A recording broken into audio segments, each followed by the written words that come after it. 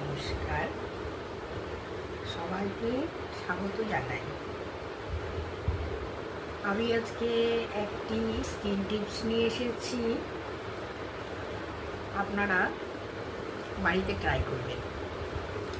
প্রথমেই বলি যে একটি পাত্রে রাত্রেবেলায় 4 চামচ সাবু ভিজিয়ে রাখবেন।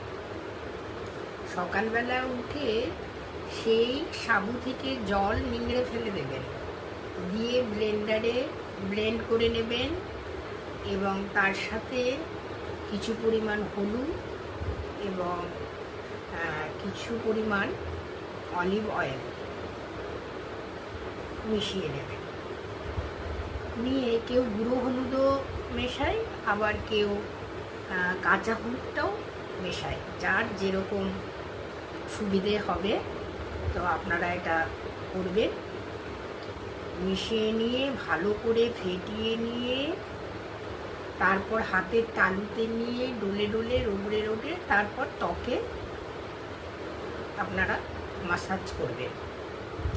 করে নেওয়ার পর 20 মিনিট রাখার পর স্নান করে নেবেন। করার পর আপনারা